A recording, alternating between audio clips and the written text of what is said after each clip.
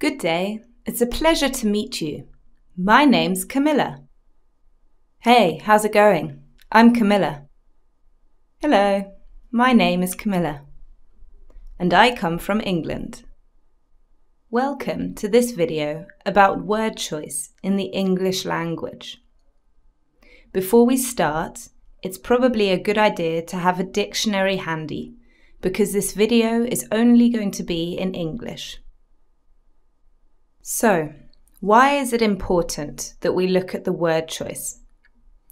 Well, in English there are lots of different ways of expressing yourself, as in German. You can express yourself formally, or with neutral or standard English, or informally, with slang. When you work with the English language and you read texts, and maybe you analyze newspapers or songs, it's important to be able to recognize the style and the register. So, to know whether the author is meaning to appeal to the reader in a formal way, or maybe he's trying to write informally to a certain purpose. Once you are able to recognize these styles and the registers, it will help you to understand the language on a deeper level. You'll understand the connotations indicated by the language and the underlying meanings, or the Nebenbedeutungen. Okay, so let's get started. Our first example is the word Geld in German. There are several ways of expressing this in English. If you were to speak formally, you would probably refer to Geld as wealth or currency, which is really the technical term. In standard English, you would say money. Informally, you could probably say cash. But if you wanted to be very informal and use slang English, you could say dosh or dough. This is Billy. He wants to ask his friend for some money. Do you have any currency I could borrow? Oops, something's not right. Exactly. Currency is far too formal if you're speaking to a friend. So he should probably say, do you have any cash I could borrow? Okay, let's look at the word sterben. So formally you could say to pass away.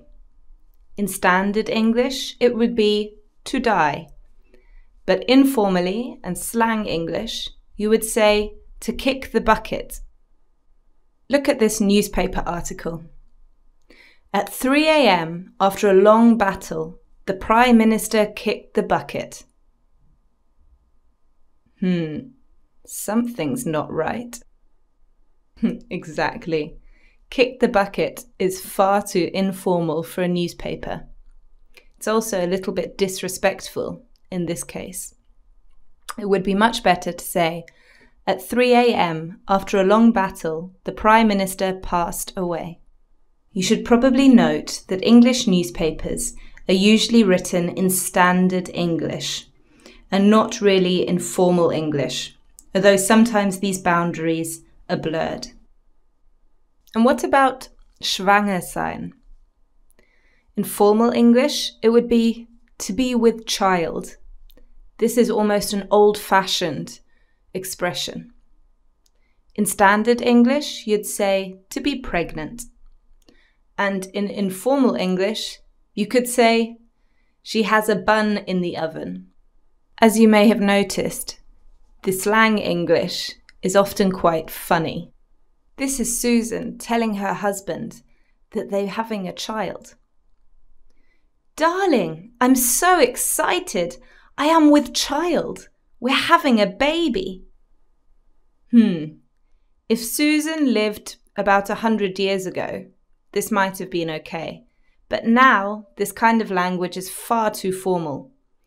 It would be much better to say, Darling, I'm so excited. I'm pregnant. And the word Toilette. In formal English, it would be lavatory. In standard English, toilet. In informal English, you could say loo. And in slang English, so slightly more informal still, you could say bog. Richard, the schoolboy, is asking his teacher if he can go to the toilet. Please, miss, can I go to the bog? Oops. I think the teacher would be very angry if you said that. It's much more polite and standard, really, to say, please, miss, can I go to the toilet? Or, please, miss, can I go to the lavatory? And now the expression, beruhige dich. In formal or standard English, you could say, calm down. This would be appropriate in both situations. In a more informal situation, you could say, chill out. And in slang English, so very informal, you could say, keep your hair on, or keep your wig on. Wig means perücke. Here is a radio debate with the President of the United States. Please, Mr. President, keep your wig on. Let's move on to the subject of climate change. As you probably noticed, keep your wig on is far too informal for a radio debate. It's much more likely that you'll hear something like, please, Mr. President, calm down. Let's move on to the subject of climate change. Great, so now you have a vague idea of which words you can use in which situations. I'm now going to read you 2 statements about Robert, who unfortunately died. Can you identify which registers they are and which styles they are written in? Robert passed away suddenly, leaving a pregnant wife behind. He had had a tremendous life, earning lots of money. Robert kicked the bucket all of a sudden, leaving his wife with a bun in the oven. He'd had a wicked life, making loads of dough.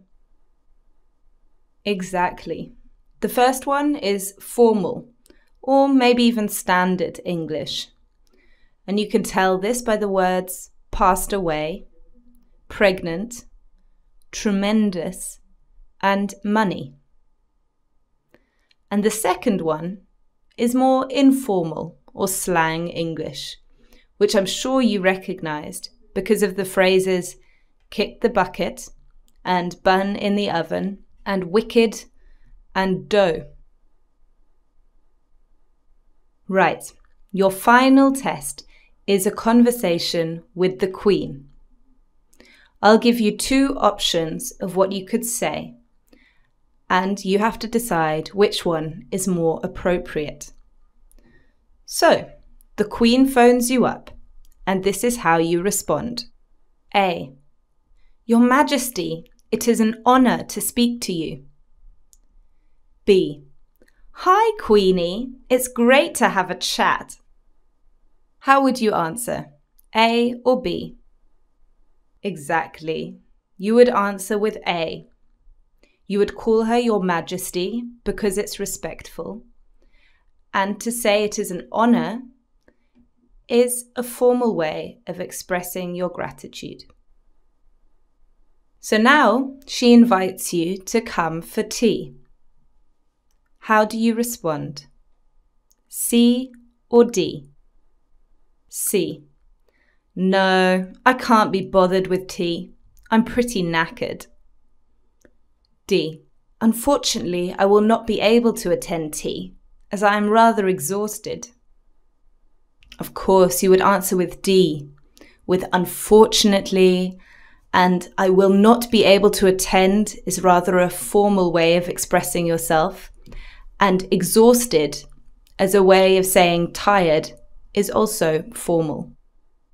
And now your conversation has come to an end. How would you say goodbye? E or F? E. Laters, Liz. F.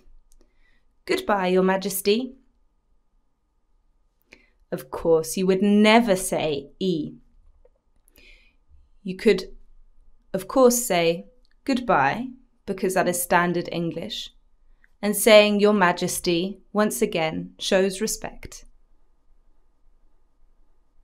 Well done, you made it to the end of the video. Thanks very much for listening, and I hope you enjoyed it. Farewell. See you later. Take care. Goodbye.